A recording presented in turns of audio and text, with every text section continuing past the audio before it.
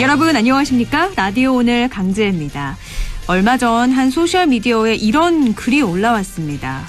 엄마가 햄버거 먹고 싶어서 집 앞 햄버거 가게에 가서 주문하려고 했는데 키오스크를 잘 못 다뤄서 20분 동안 헤매다 그냥 집에 돌아왔다고 화난다고 전화했다. 말하시다가 엄마가 울었다. 엄마 이제 끝났다 라면서 울었다. 네, 이런 글이었는데요. 키오스크는요, 무인 주문 판매기를 말하죠. 패스트푸드 매장이나 기차역, 터미널, 공항에서도 이제 쉽게 볼 수 있는데요. 코로나19로 인한 비대면 시대를 맞아서 이런 디지털화, 무인 주문은 갈수록 늘어나가고 있는 추세입니다. 그런데 이런 현상이 노령층이나 장애인에게는 또 다른 벽이 되고 있습니다. 무인화 트렌드, 4차 산업혁명 시대에 거스를 수 없는 흐름이죠. 하지만 그렇다고 해서 디지털 취약계층을 마냥 방치하고 소외시켜서도 안 될 일입니다. 다양한 디지털 교육 기회 제공은 물론이고요. 사용법을 보다 쉽게 만들어서 소외되는 이들이 없어야겠습니다. 3월 24일 수요일 라디오 오늘 광고 듣고 시작합니다.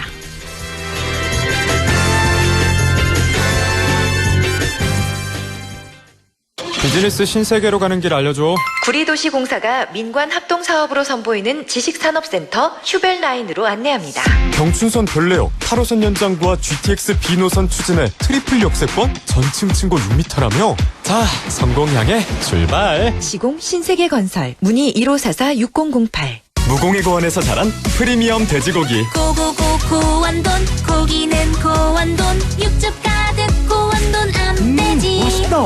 고고고 고원돈 고기는 고원돈 부드러운 고원돈 암돼지 무공해 고원에서 자란 프리미엄 고원돈 암돼지. 자, 따라해보세요.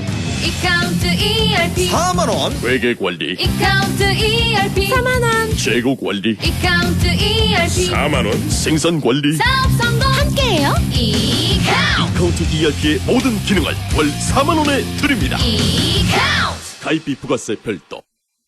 남북경제협력의 허브 파주 센트럴밸리, 파주시 대규모 희망 프로젝트 중 1단계 파주 센트럴밸리. 역세권의 프리미엄이 더해진 세대를 이어갈 미래 가치가 완성되는 곳. 사업용지 분양 문의 1522-0844. 시공 현대 엔지니어링. 3월 24일 수요일 라디오 오늘입니다. 1부에서는요. 조용찬의 미중 바로 알기, 미중산업경제연구소 조용찬 소장과 함께 이야기해보고요. 2부 이슈 오늘에선 다음 달 4일에 예천에선 풀코스 마라톤 대회가 열리는데요. 도쿄올림픽 마라톤 국가대표 선발 대회입니다. 예천군 체육사업소 김정식 스포츠 마케팅 팀장 연결해서 이야기 나눠보겠습니다. 인사이트K 배종찬 연구소장과 함께 각종 설문조사 결과 갖고 우리 사회 분석해보는 배종찬의 리서치 오늘 준비되어 있습니다. 라디오 오늘 생방송 놓치신 분들은요. 안동 MBC 플러스 유튜브로도 다시 들으실 수 있습니다.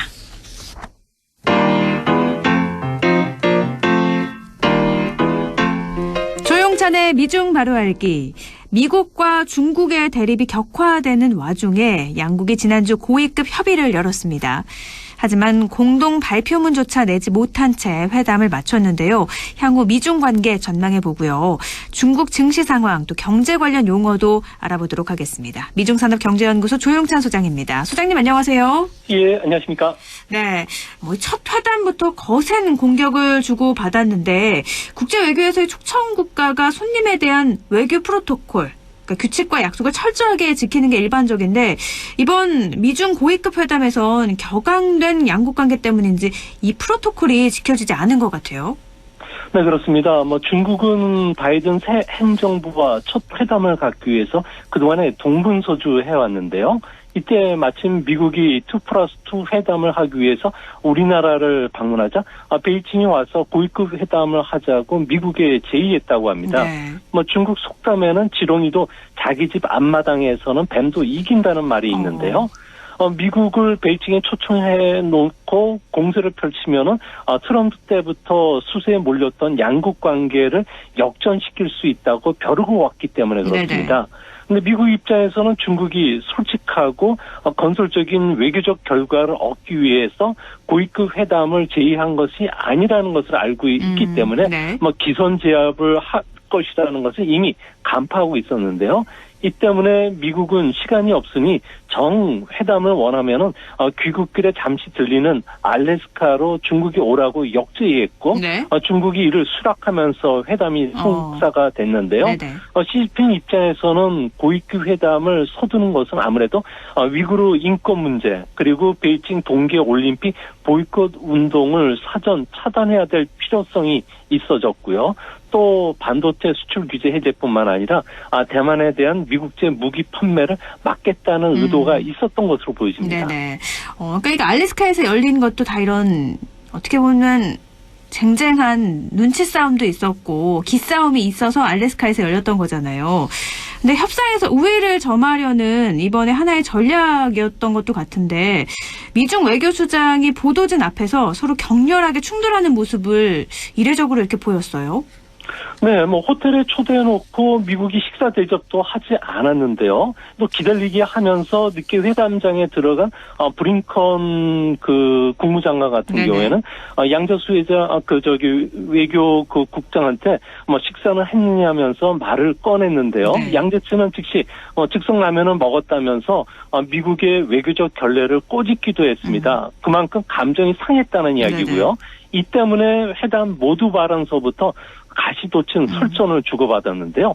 먼저 발언한 브링컨 국무장관 같은 경우에는 신장, 홍콩, 대만, 미국에 대한 사이버 공격, 또 우리 동맹에 대한 경제적 압박 같은 경우에는 국제 질서를 위협한 것이라며 아주 선방을 날렸고요. 네. 이에 격노한 양제스 공산당 정치 구공 같은 경우에는 계속 격앙된 발언을 했는데요. 내정 간섭에는 결코 반대한다. 네네. 그리고 미국이야말로 중국의 레드라인을 넘지 말라면서 미국을 비난했고요. 또 회담 내내 눈썹을 찌푸리고 삿대질하면서 손을 흔들면서 감정을 노출하기도 했는데요.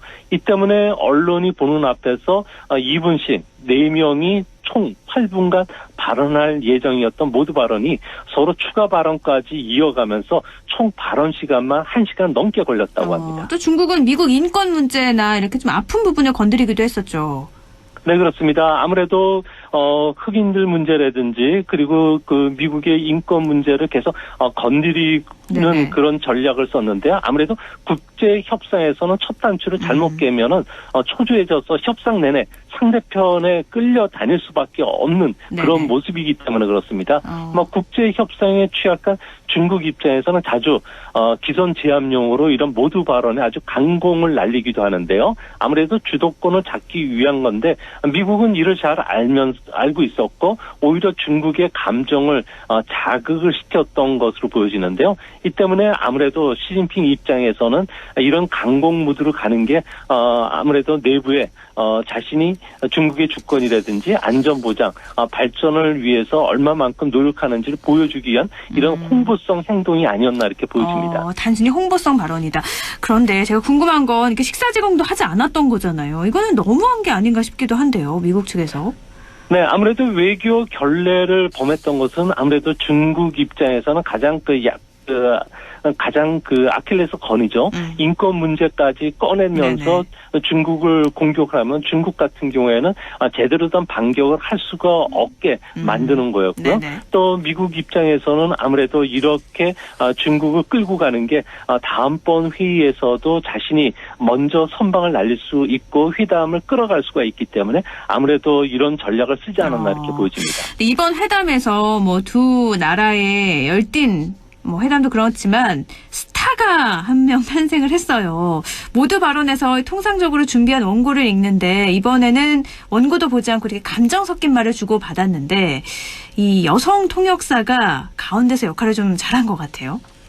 네, 그렇습니다. 양제스 국무위원 같은 경우는 2분 약속을 무시하고 16분 14초간의 발언을 이어갔는데요. 이때까지 중국의 제세를 겸비한 여성 통역사인 장칭이 무난히 통역을 했습니다. 네. 문제는 여성 통역사가 빛난 부분은 양제스가 브링컨의 모두 발언 이후에 계속되는 강공에 자신도 이야기를 하겠다면서 원고 없이 24분간 속사포처럼 구어체 발언을 발언을 하면서 쉼없이 이야기를 해 나갔는데요. 네네. 이때 장진 통역사 같은 경우에는 발언 중간에 끼어들면서 먼저 발언할게요 하고 양제스 말을 끊었다고 합니다. 네네. 이에 양제스가 웃으면서 번역한다고 이건 통역사에 대한 시험이야 하면서 말을 이어갔고 네네. 이 때문에 회담 중에 갑자기 긴장감이 돌다가 폭소가 터졌고요. 브링컨도 장진 통역사에게 수당을 더 줘야 된다면서 조크를 날렸는데 네. 이게 중국에서는 인기 검색어가 되면서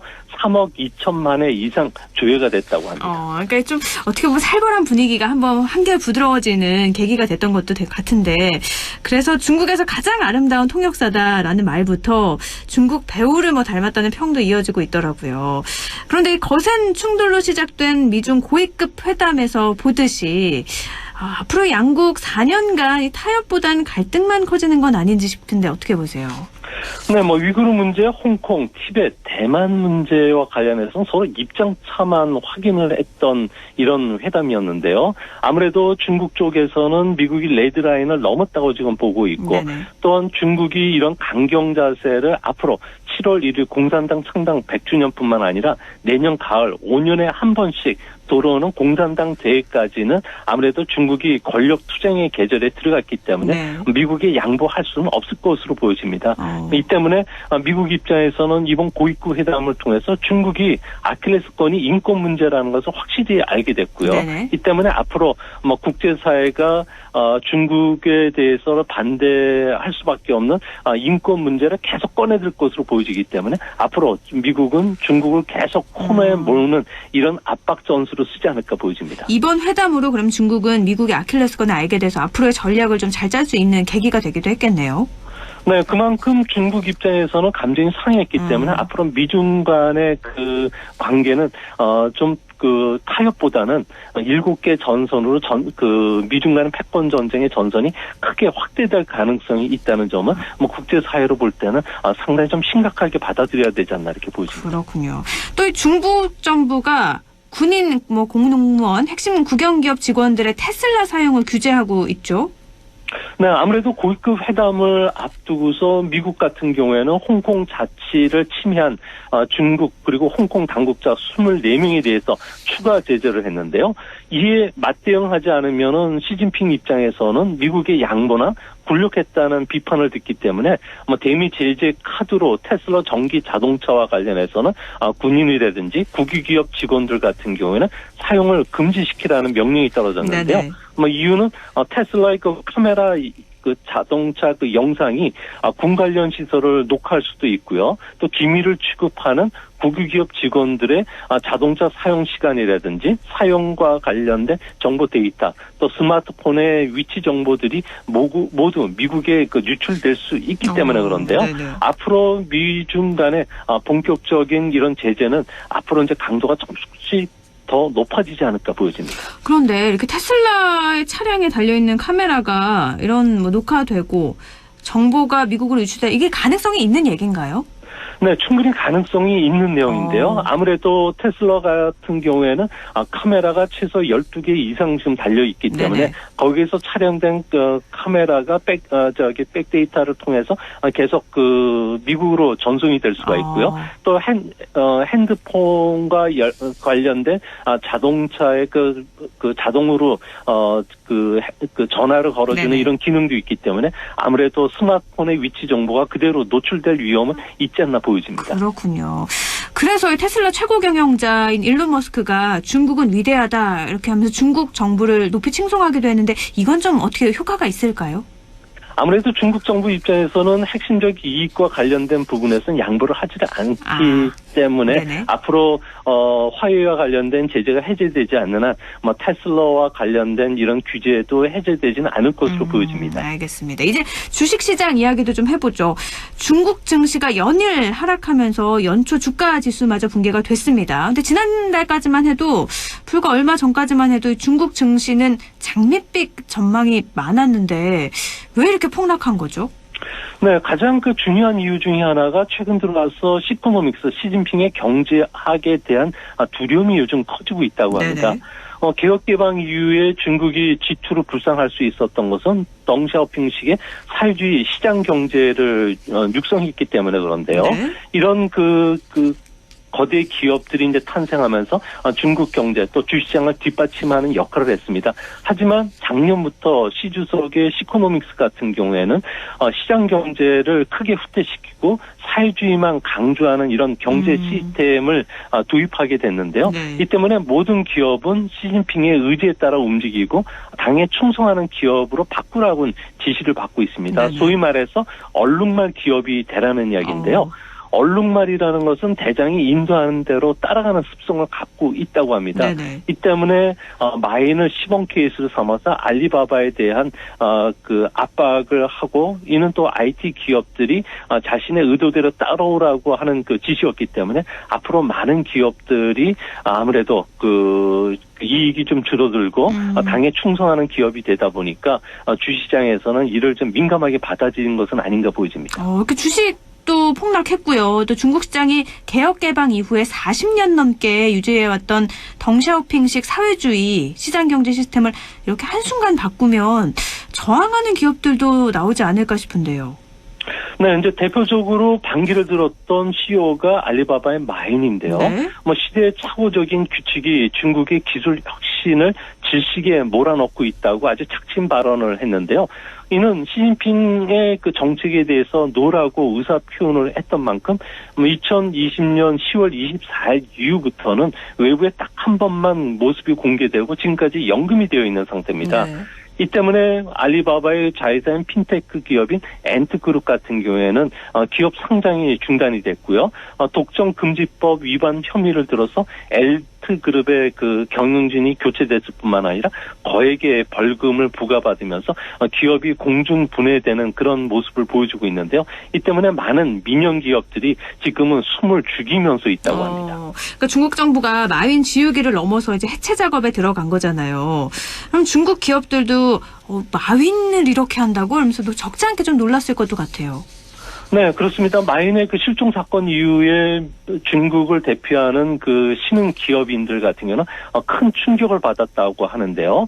이 때문에 마인이 오랫동안 공개적인 모습을 안 하다가 1월 20일 잠깐 모습을 드러내자 중국의 거대 IT 기업들의 경영자들 모임이 타이산콰이라고 하는 태산회가 갑자기 해산을 했다고 합니다. 네. 아무래도 시진핑의 미운 털이 박힌 마인과 관련된 지휘에 들어갔기 때문에 네네. 여기에서 스스로 몸살이기를 한 것으로 보여지는데요. 중국에서는 모난돌이 정에 맞는다. 돼지는 살찌는 것을 두려워하고 사람은 이름이 알려지는 것을 경계하라. 또 권력에 맞서서 당에 대항하지 말라는 격언이 있기 때문에 아무래도 지난 그 개혁 개방 이후에 중국의 그 신흥 기업들을 대표하는 태산화 같은 경우에도 스스로 해체가 됐고요. 여기에 저항했던 기업인들의 말로가 좋지 않았던 것으로 나타납니다. 아무래도 과거 2008년도에 가전 양판점 회사인 거메이 그룹의 창업자인 황강희 그리고 덩샤오핑 손녀 사위인 안방보험그룹의 우샤오이 같은 경우에는 부정거래 혐의로 구속이 됐고요. 네. 또 하이난 항공의 왕젠 회장 같은 경우에는 프랑스에서 실족사를 당하기도 했기 때문에 아무래도 이런 보복이 신흥 기업들 입장에서는 두려워졌던 것은 아닌가 생각이 됩니다. 그 타이산콰이, 태산회라는 게 중국 기업가를 회원으로 두는 비즈니스 클럽이잖아요. 이 태산회라는 모임에 대해서 조금 더 알려주시죠. 네, 태산회라는 것은 레노버, 바이두와 같은 중국의 디지털 산업을 대표하는 16명의 IT 기업 그 CEO들을 회원으로 둔 비즈니스 클럽인데요. 태산이라는 것은 진시황이 산꼭대기에서 천하 통일을 하늘에 고했던 천하의 영산인 태산에서 따왔다고 합니다. 네. 이 때문에 태산회 같은 경우에는 최첨단 중국 정보 기술을 중국에 도입해서 정치와 비즈니스를 융합시켜서 아무래도 중국의 첨단 기술 산업을 이끌고 이에 따른 혜택을 누리겠다는 모임에서 출발했는데요. 네. 이 회원들은 꼭 지켜야 될 원칙이 있다고 합니다. 첫 번째는 모임에 참석한 동료들의 발언을 녹음하지 않는다. 두 번째로는 기록을 남기지 않는다. 세 번째는 비회원은 초대하지 않는다. 네 번째는 외부의 정보를 누설하지 않는다. 다섯 번째는 매년 1명 이상의 신규 회원을 가입시키지 않는다는 간단한 규칙에 따라 움직이는 아주 폐쇄적인 비즈니스 클럽이었다고 합니다. 하지만 이 마인의 이런 어떻게 해야 되느냐에 따라서 이 태산에도 사라진 건데 앞으로 이렇게 중국 공산당 당 지시에 따르지 않는 다른 이런 비즈니스 클럽들도 해체가 될지도 좀 궁금해지네요. 오늘은 여기까지 듣죠. 말씀 고맙습니다. 예, 감사합니다. 네, 조용찬의 미중 바로 알기 미중산업경제연구소 조용찬 소장과 함께했고요. 라디오 오늘 2부는 잠시 후에 뵙겠습니다.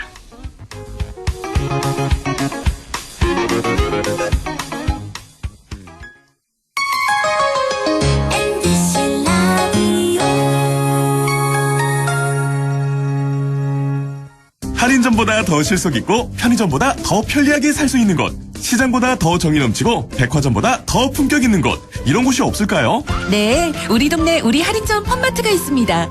지난 25년간 항상 고객과 함께한 홈마트. 용상점, 자이점, 신용주점, 서천점에서 새롭게 고객님께 다가갑니다. 홈마트. 영화보다 더 감동적인 신이 있습니다.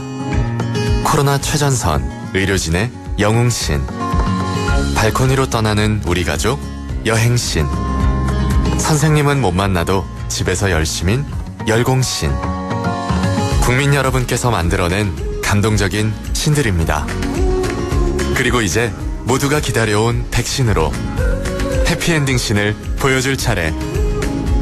우리가 함께 만든 최고의 신들이 있어 대한민국은 반드시 코로나19를 이겨낼 것입니다. 공익광고협의회.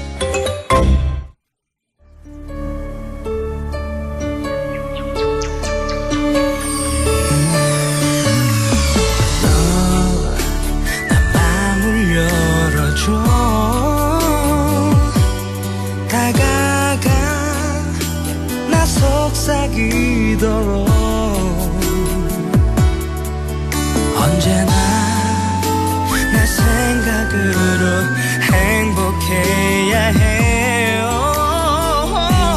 MBC Radio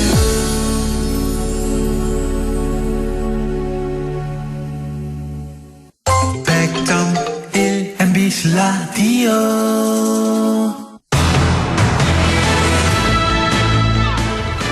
라디오 오늘 2부 순서 이슈 오늘입니다. 다음 달 4일에 예천에서는요, 지역 최초로 풀코스 마라톤 대회가 열립니다. 도쿄올림픽 마라톤 국가대표 선발 대회인데요. 지역 최초의 대회인 만큼 준비에 더욱더 노력을 기울이고 있는데 예천군 김정식 스포츠 마케팅 팀장 연결해서 이야기 나눠보죠. 팀장님 안녕하세요. 네, 안녕하세요. 네, 다음 달 4일에 도쿄올림픽 마라톤 국가대표 선발대회가 열리는데 어떤 대회인지 좀 자세하게 알려주시죠. 네, 그렇습니다. 다음 달 4월 4일 도쿄올림픽 마라톤 국가대표 선발전이 예천에서 개최됩니다. 이번 대회는 코로나 때문에 우여곡절 끝에 7월 23일부터 8월 8일까지 개최되는 도쿄올림픽 출전 마라톤 국가대표 남자 선수 2명, 여자 선수 1명을 선발하는 대회가 되겠습니다. 정말 코로나 때문에 계속 맘절이면서 준비하시고 계실 것 같아요. 맞습니다. 지금도 계속 그런 상황인데 예천에서 마라톤 이 풀코스 대회가 열리는 게 이번이 처음이라고요. 네, 맞습니다. 예. 네, 그동안 어떻게 준비를 좀 해오셨어요? 예, 예천군에서는 사실 이제 마라톤 풀코스는 이제 근본 열리는 게 처음이고요. 사실 그동안에도 도요잡의 마라톤 대회라고 해가지고 5km, 10km 구간별로 나눠서 개최되었습니다만 풀코스 대회는 이번이 처음입니다. 그래서 예천군에서는 이번 대회를 성공리에 개최하기 위해서 대한육상연맹에서 이제 대회가 결정된 이후에요. 산하육상단체 및 체육회와 면밀히 대회 준비에 나서가지고 특히 3월 6일에서 8일에 걸쳐서 대한육상연맹 전문가들이 세계 육상연맹 공인 코스를 현장 답습하고 코스 시척을 마무리했습니다. 이게 5km, 10km보다 풀코스면 확실히 더 준비할 게 배 이상으로 많아지는 거죠. 예, 맞습니다. 풀코스면 42.19km인데 이렇게 코스를 정하는 것도 힘들 것 같아요. 네, 맞습니다. 저희 특히 이번 이제 풀코스 42.195km는 세계 육상연맹에서 공인하는 코스가 되겠는데요. 특히 국가대표 선발전하고 올림픽 출전 기존 기록 등을 감안해가지고 대한육상연맹하고 코스 개발에 많은 시간과 노력을 소요했습니다. 이 코스를 보면 오르막, 내리막 이런 게 다 있잖아요. 근데 뭐 난이도 조절도 좀 필요할 것 같은데 어느 정도라고 볼 수 있을까요? 이번 난이도 정도는 이제 도쿄올림픽 공인 기준 기록이 이제 남자 같은 경우는 2시간 11분 30초고요. 네. 여자 선수들 같은 경우는 2시간 29분 30초가 되겠습니다. 그런 난이도를 고려해가지고 저희 이분 난이도 같은 경우는 아주 노멀한 정도 수준이라고 보면 되시겠습니다. 이 난이도를 몇 시간 안에 뛸 것이다. 이걸 어떻게 아는 거죠? 이번에 참가하는 선수들은 우리나라를 대표하는 뭐 엘리트 선수들이기 때문에 네네. 그런 부분을 감안해가지고 코스를 이제 정했는데요. 네. 아마 그날 당일에 그 선수들의 컨디션이 상당히 많이 좌우할 걸로 판단되고 있습니다. 그러니까 어느 정도 오르막, 어느 정도 내리막 이걸 다 계산을 해서 코스를 짠 건데요. 도쿄 네. 올림픽 마라톤 국가대표 선발전이면 뭐 국내 기라성 같은 선수들이 모두 다 출전할 것 같은데 어떤 선수들이 출전하죠? 현재 이번 도쿄올림픽 마라톤 티켓 같은 경우는 남자 선수 3장, 여자 선수 3장 해갖고 총 6장입니다. 네. 그런데 현재 남자 선수 중에서는 알고 계시는지 모르겠는데 케냐에서 기아한 2시간 5분대를 뛰고 있는 청량군청 소속의 본명이 에르페예요. 네. 오조환 선수는 이미 선발되었고요. 여자 선수 중에서도 SH공사 소속의 안슬기 선수, 제천시청의 최경선 선수가 이미 올림픽 티켓을 거머쥔 상태입니다. 네. 알겠습니다. 근데 네. 코로나19 상황 속에 열리는 거잖아요. 네. 그래서 방역과 또 뭐 여러 가지 주의해야 될 점이 참 많을 것 같은데요. 네네. 저희 예천군에서는 저희 작년 같은 경우에도 코로나가 유행한 와중에도 전국 단위 육상대를 4번이나 개최한 저력이 있습니다. 네네. 사실은. 이번 대회도 우리 예천군만의 노하우인 Y 방역이라고 칭하거든요. Y 방역이요? 네. 예, 그렇습니다. 사실 이제 우리 대한민국이 세계적으로 유명한 방역 K 방역인데요. 저희 같은 경우는 육상 대회를 하면서 K 방역을 넘어서서 그만큼 더 엄격하게 Y 방역이라고 명명을 해가지고요. 코로나 이제 전년 차단에 네. 철저를 기하고 있습니다.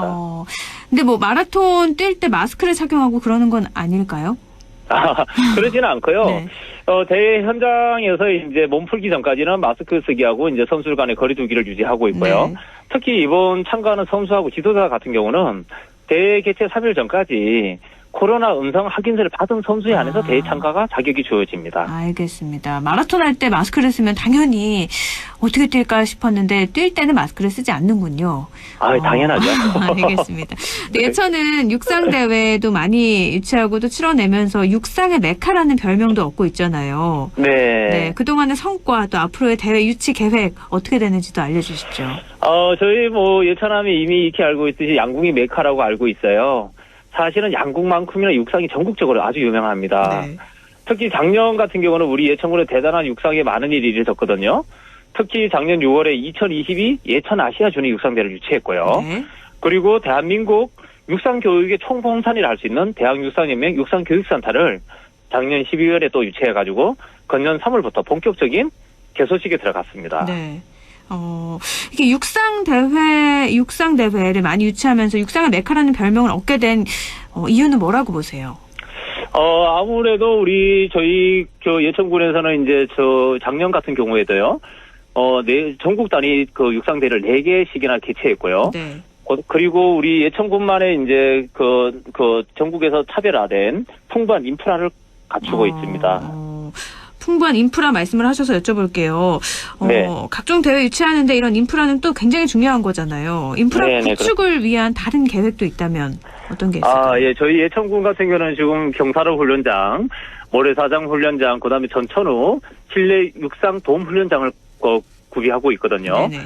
이외에도 대한민국 모든 육상 교육을 할 수 있는 대한육상연맹 육상교육훈련센터를 내년 7월 달에 착공이 들어가서 2023년 연말에 준공할 계획입니다. 이번에 도쿄올림픽 마라톤 국가대표 선발전이면 총 몇 명 정도의 인파가 몰릴 걸로 예상을 하고 계시나요? 저희가 사실은 이 대회 홍보 쪽에도 많은 치중을 하고 있는데요. 네. 그런데 이제 코로나 19라는 이제 전염병을 이제 우려해가지고 거리 응원 같은 경우는 최대한 자제하고 있는 실정입니다. 네. 그래서 선수 및 스텝 200명, 그 다음에 대회 심판진 200명, 그 다음에 서포터즈 200명하고 총 600명 정도가 참여할 것으로 판단되고 있습니다. 이렇게 국가대표 선발전을 예천에서 유치를 하면 경제적인 효과도 좀 크겠어요. 예, 아무래도 미리 함에 전지훈련을 와가지고 몸풀기에 들어간 대표팀도 있고요. 네네. 그래가지고 지역 경제에 크나큰 담비 같은 역할을 하고 있습니다. 지금 이렇게 많은 사람들이 모이는 것도 물론 불안하긴 하지만 방역만 네. 잘 지키고 또 이렇게 방역 수칙을 지킨다면 무리 없이 할 수 있는 거잖아요. 아유, 그럼요. 그러면 다음 달 4일 치러지는 마라톤 대회를 앞두고 당부드리고 싶은 말씀도 있을 것 같아요. 청취자 여러분께요. 네네.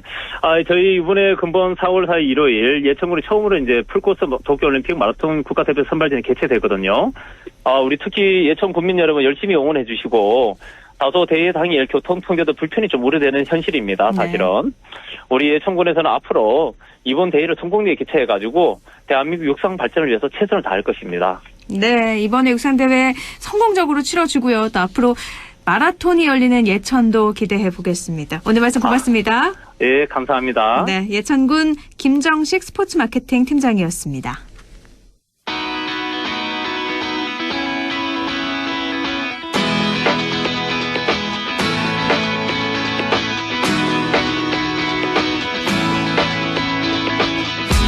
두근거렸지 누군가 나의 뒤를 쫓고 있었고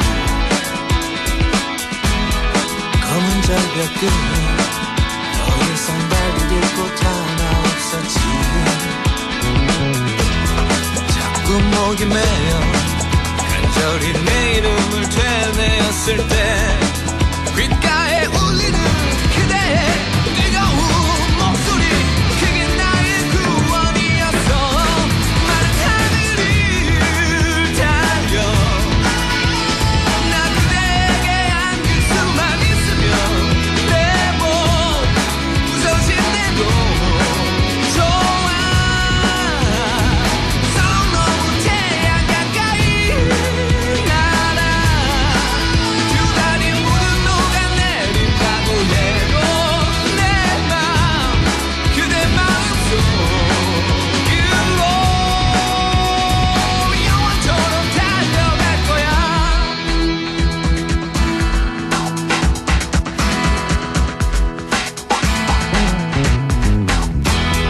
내가 미웠지 난 결국 이것밖에 안 돼 보였고 오랜 꿈들이 공허한 어린 날의 착각 같았지 울먹임을 참고 난 몰래 내 이름을 속삭였을 때 귓가에 울리는 그대의 뜨거운 목소리 그게 나의 희망이었어 마른 하늘을 달려 나 그대에게 안길 수만 있으면 내 몸 부서질 때도 좋아 서로 너무 태양 가까이 날아 두 다리 모두 녹아내린다고 해도 내 맘 그대 마음속으로 영원토록 달려갈 거야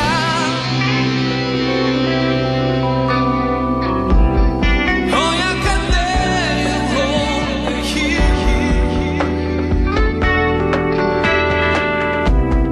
날개를 달 수 있다면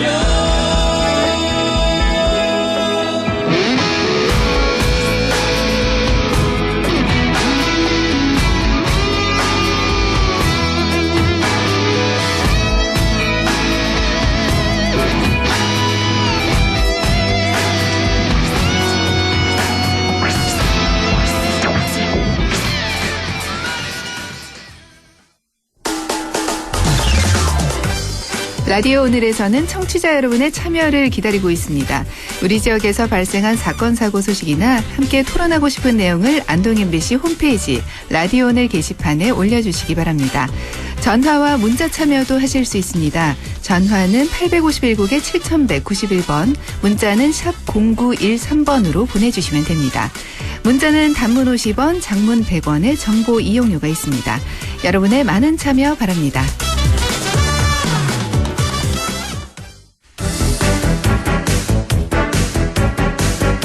리서치 오늘 인사이트 K 배종찬 소장과 함께합니다. 소장님 안녕하세요. 안녕하십니까, 배종찬입니다. 네, 소장님 드디어 단일 후보가 야권 단일 후보가 선택이 됐습니다. 오세훈 국민의힘 후보가 됐는데 많은 이야기들이 오고 갔었잖아요. 그 단일 후보가 오세훈 후보로 결정된 가장 큰 이유 뭐였을까요? 네 글자입니다. LH 사태. LH 사태로 중도층이 국민의힘 쪽으로 옮겨갔고요. 네. 정권 심판 성격이 강화되면서 LH 사태로 인한 정치적 반사이익이 국민의힘과 국민의힘 오세훈 후보에게 결집됐다고 봐야 되겠죠. 오세훈 후보는 LH 사태 이후 계속 상승세를 보였고요. 박영선 여당 후보는 하락세, 안철수 후보는 정체됐었는데 말 그대로 상승세에 LH 사태 여파로 상승세를 탔던 오세훈 후보가 가장 많은 이 정치적 반사이익을 얻었던 것으로 풀이됩니다. 많은 해프닝이 있었잖아요. 네. 안철수 후보와 해프닝 끝에 오세훈 후보로 결정이 돼서 이제 더불어민주당 박영선 후보와 국민의힘 오세훈 후보 대결이 됐는데 최근 판세도 좀 살펴볼까요? 그렇습니다. 단일화되기 직전 조사이기는 한데 그래도 가장 최근의 판세를 볼 수 있게 우리 청취자분들도 단일화 끝판을 보는 그런 또 광경까지 연출됐는데 리얼미터가 YTN과 TBS 의뢰를 받아서 지난 22일, 23일 실시한 조사입니다. 자세한 사항은 중앙선거여론조사 심의위원회 홈페이지에서 확인 가능합니다. 박영선 대 오세훈, 오세훈 대 박영선. 오세훈 후보가 48.9%, 거의 50%에 육박하고요. 이 박영선 후보가 29.2%, 거의 30% 가까웠습니다. 차이가 굉장하네요. 네. 오세훈 후보가 거의 20%포인트 가까이 앞서는 결과로 나타났는데 3월 초에는 박영선, 오세훈 거의 비슷했는데 LH 사태 이후에 벌어지기 시작을 했습니다. 오늘 소개해드리는 이 조사 직전에 실시됐던 것이 지난 20일, 또 21일 우리 MBC와 다른 두 개의 방송사가 실시를 했던 방송 3자 조사였는데 이때보다도 가장 최근 조사 결과가 오세훈 후보가 더 앞서는 결과로 나타났습니다. 더 벌어지고 있습니다. 점점 더 벌어지고 있다라는 말씀이신데요. 박 후보를 지지하는 비율이 29%라고 하셨잖아요. 그러면 유권자들은 주로 누군지 조사가 됐나요? 네. 이거 소개해드리기 전에 강재 아나운서는 서울시장 보궐선거 후보 여론조사에서 오세훈, 박영선 후보를 제외하고는 누가 지지율이 제일 높았는지 아세요? 오세훈 후보와 박영선 후보 제외하고요? 제외하고요, 네. 그럼 안철수 후보 아닌가요? 아닙니다. 이게 두 사람은 안철수 후보는 제외하고 이제 국가혁명당의 허경영 후보입니다. 3위가 허경영 후보군요. 1.8%로 나타났는데 제가 왜 소개를 해드리냐면 이 허경영 후보가 좀 이색적인 인물이잖아요. 그런데 후보자 등록을 가장 먼저 했습니다. 서울시장 보궐선거. 후보자 등록을 가장 먼저 했는데 그런 얘기를 했거든요. 왜 나는 여론조사에 포함 안 시켜줘요? 그랬는데 이번에 포함이 됐고 허경영 후보는 좋아할 것 같아요. 그래도 유력 후보 두 사람을 제외하고는 허경영 후보였습니다. 이거 몰랐거든요. 허경영 후보가 높았네요. 1.8%면요. 1.8%네. 그래도 1%를 넘는 후보로는 오세훈, 박영선을 제외하고는 허경영 후보가 유일했습니다. 알겠습니다. 조금 전에 물어주셨던 이제 박영선 후보를 지지하는 이제 유권자들 분석을 해보면요.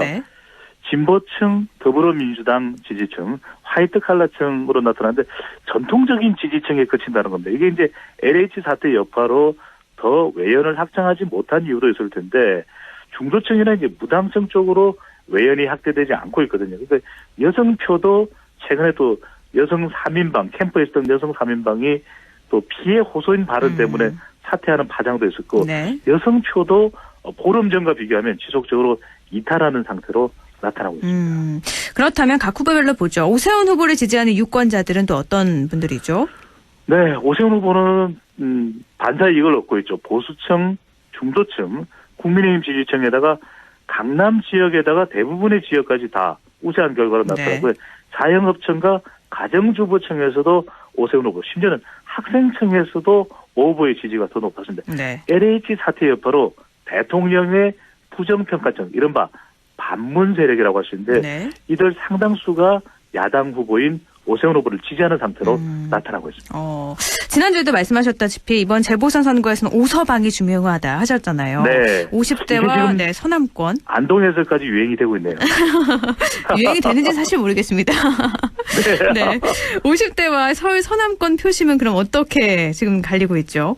네, 여기가 참 중요한데 연령대로 한번 분석을 해보면 30대는 팽팽합니다. 오세훈 대 박영선.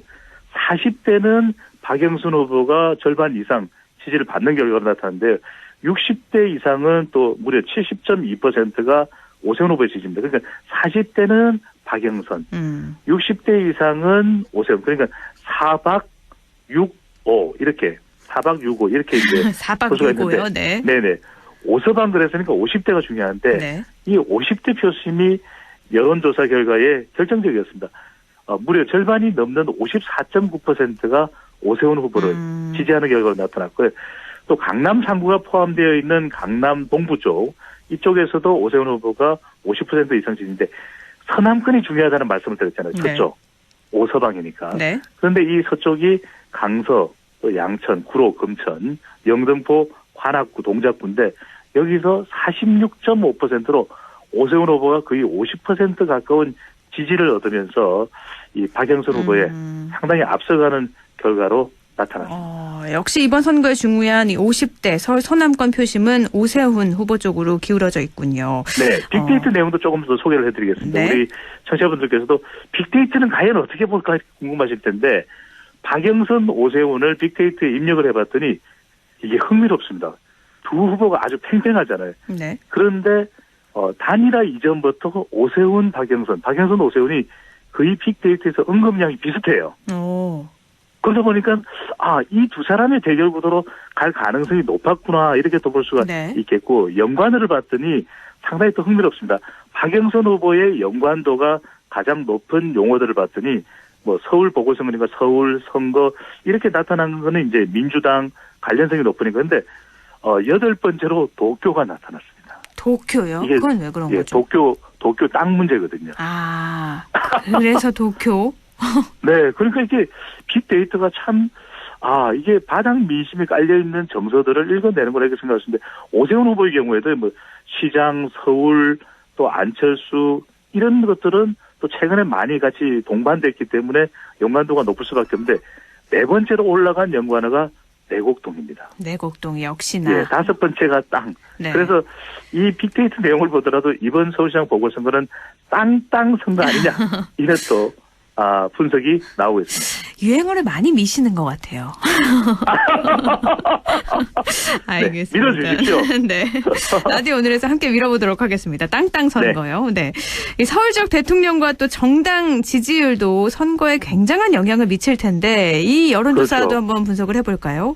네. 서울 지역에서 대통령 지지율이 또 점점 낮아지는 추세입니다. 이러다 보니까 지난 지방선거 2018년 그리고 지난해 2020년 4월 15일 국회의원 선거 때 여당이 압승을 거뒀던 것은 대통령 지지율이 높았거든요. 네. 근데 지금 서울에서의 대통령 지지율이 점점 낮아지는 것 여당 박영선 후보에게는 상당히 부담이 되고 있는 모습이고 정당 지지도는 국민의힘이 서울에서 32.7%, 민주당이 23.5%, 좀 꽤 격차가 있습니다. 네. 국민의힘이 LH 사태 여파 이후에 민주당보다 지지율 격차를 오히려 벌이는 모습으로 나타나고 있는데 이번 재보궐선거가 그래서 정부 여당 심판 쪽에 무게가 실려 있다는 분석이 나오고 있습니다. 네.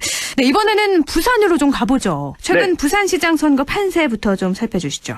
네, 지난주에는 이제 방송 3사 조사 결과를 소개해드렸는데 오늘은 방송 3사 조사가 아닌 비슷한 시기에 실시됐던 중앙일보와 네. 입소스의 조사 결과를 소개를 해드리겠습니다. 중앙일보가 입소스에 의뢰를 해서 지난 19일, 20일 실시한 조사이고 자세한 사항은 중앙선거론조사 심의위원회 홈페이지에서 확인할 수 있습니다.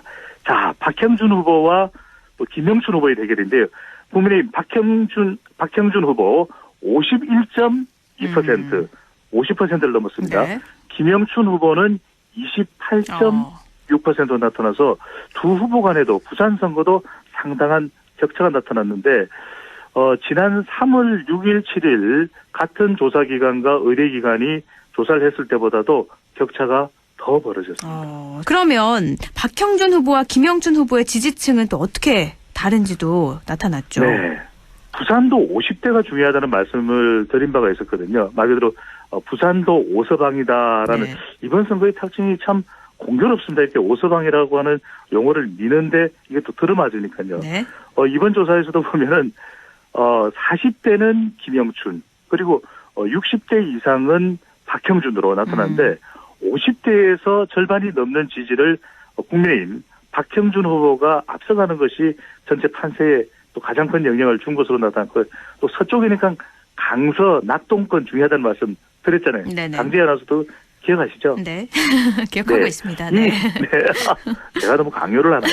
네, 이 지역에서도 네. 국민의힘 박형준 후보가 김영춘 후보보다 이 지역이 중요한데 강서 낙동권 왜냐하면 김영춘 후보의 부산 진구 이 지역구도 그렇고 노무현 대통령의 또 봉하마을 김해하고 또 가까운 지역 양산하고도 가까운 지역이기 때문에 그래도 민주당이 지지층에 결집할 수 있는 지역이 강서 낙동권으로 볼 수 있는데 네. 이 지역에서도 박형준 후보가 월등히 더 지지를 많이 얻는 결과로 나타납니다. 알겠습니다. 땅땅 선거라고 하셔서 부산에서도 이 박형준 후보의 LCT 관련한 의혹이 얼마나 불거질지에 따라서 또 여론조사가 또 바뀔 수도 있는데 이건 또 다음 네. 주에 살펴보도록 하죠. 오늘 말씀 고맙습니다. 감사합니다. 인사이트 K 배종찬 연구소장이었습니다.